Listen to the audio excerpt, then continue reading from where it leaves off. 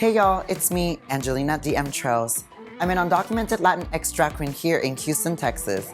You may know me from my Wednesday show, Millennial Dolls, at JR's Houston, or Sunday Drag Brunch here at Barbo M, or anywhere around the city of Houston. Today, I teamed up with NASA to talk with Elia Chino, founder and executive director of community-based organization, FLOSS, about ending the HIV epidemic in the US, and how our local health departments can more effectively work with our club, nightlife, and Latinx community. I'm gonna talk a little bit about myself and how I started to get to know me as well. Yes. I came here when I was 5 years old. I was born in Aguascalientes, Mexico. So when you said Aguas, where did you say you were from? Agua Blanca. Agua Blanca. I was like, okay, we're from the waters. Oh my goodness. Yes, and I came here with a family of 5. You know, my dad was already here, and my mom took my 2 brothers and sister and I on the bus, and we came here wanting the American dream. I'm still undocumented. Yes, I'm a dreamer. I do qualify for DACA, thankfully, but that's still not enough. Thankfully, we're in Houston, and we're in a refugee city. I feel very safe here. I really do. And I'm thankful. And then out of high school, I went into musical theater, and I worked with theaters as a makeup and wig designer. And then from there, I transitioned to doing drag. I see that is your passion. It's my passion. Your passion to play, and also the passion to wherever you do the shows. And throughout all of that, I learned how to dance as well. And my passion, as you know, is to saving lives. This is the more wonderful gift that God has been giving me. To fighting for justice, for health justice, for our brothers and sisters. For human rights. For human rights, Yeah. Because every minute, every second, we are suffering the discrimination, you know. And that's really bothered me so much. And that we need to be united and fighting together for we can have it a better opportunities, better across on everything, social justice. Social justice. For our community, for the LGBTQ plus community. Yes. Yes. So I identify as non-binary, and more specifically gender fluid. I get misgendered every day. On the line to go get my water burger.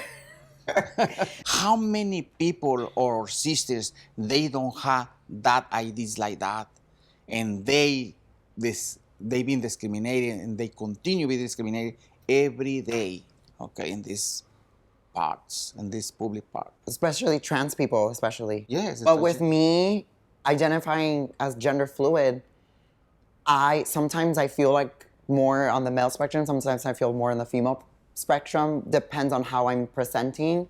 So a gender marker, either male or female, is not But let me tell you, right for me. The most and the ones made me angry that our community is discriminated is in the government facilities. Oh, the government facilities. Yes. Oh my God. I'm talking about the courts.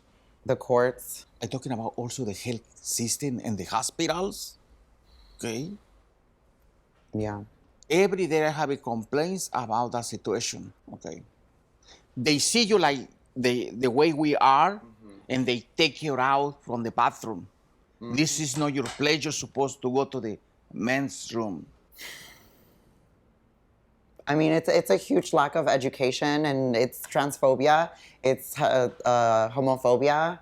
It's not fair to us. And it's funny that, especially things like that happen here in the United States, it's supposed to be the land of the free. But when it comes to like healthcare and places like with doctors and everything, they make oaths that no matter who you are, what you believe, they have to take care of you. But I know for a fact they're still discriminating. Yeah. In hospitals and everything. And that's why places like Legacy are very important, because they educate their workers and to respect people like us. One thing that I learned from them is that they do not say things like ma'am or sir. because they teach not to assume people's genders. And then I think that's so important.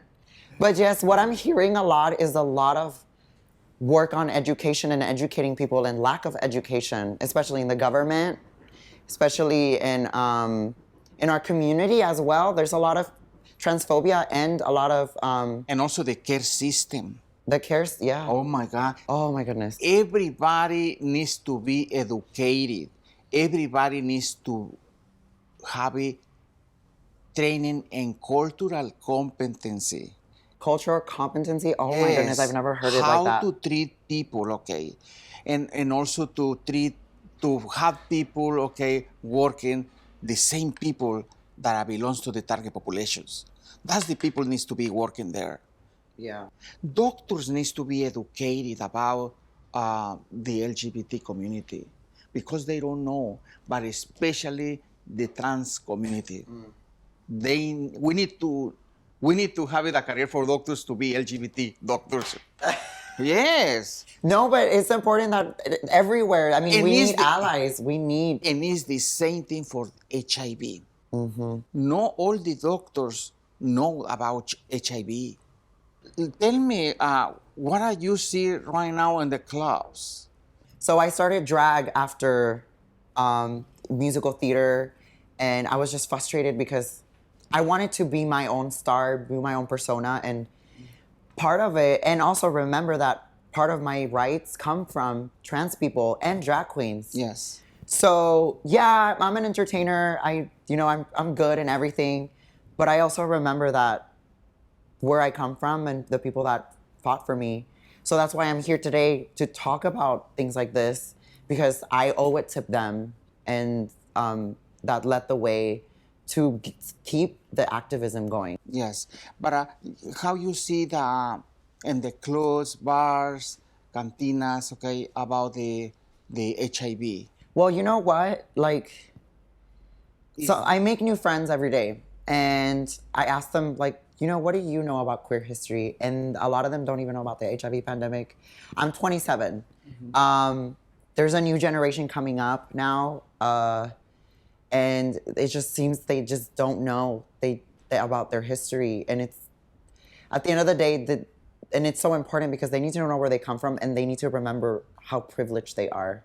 Because I'll talk to people like you that are a lot older, that lived through the 90s and that pandemic, that you're not with your friends, that your friends died. Yes. And My generation is not here. yeah, it's very small. All die from AIDS.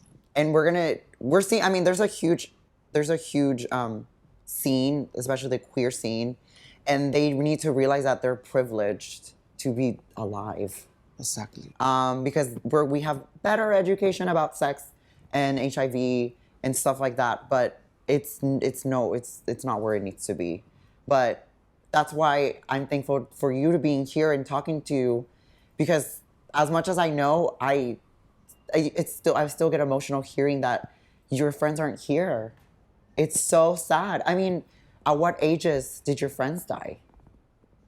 Do you remember? They die in the 30s. In their 30s? On the 30s, yes. The majority, they die on the 30s. I mean, I'm about to hit 30. I mean, They don't live the life. I can't imagine living for 3 more years. I mean, there's so much I want to do. And there's either, I insist, and I don't want to die because it's so much to do. there's so much okay? we have to do. And Yes. I feel like, we're so educated about it, and we have to keep educating people about, we need more people to talk about this, because there's power in numbers. And it's just frustrating. But And I want to tell you how challenging has been for me to work on this topic on HIV and AIDS. 30 years ago, we don't have the social media. We even have the cell phones. oh my God, no cell phones. The reaching out the community was to go up there and knocking door by Doors. door. Oh my God. Go to the parks and talking to the people. Go to the clubs and talking to the people. Go to the events to talking people. Wow. It was so difficult, okay, to pass in this information because you has to be out there, cold or hot weather, rain, to passing out information to the community. I mean, how much? I'm sure y'all got rejected a lot. People didn't want to answer the door. They were discriminating. I'm like, I don't know who this is. They just slap the door in your face. We don't have AIDS here. That's the word they say. We don't have sex. And say, and you from where you coming from? Okay.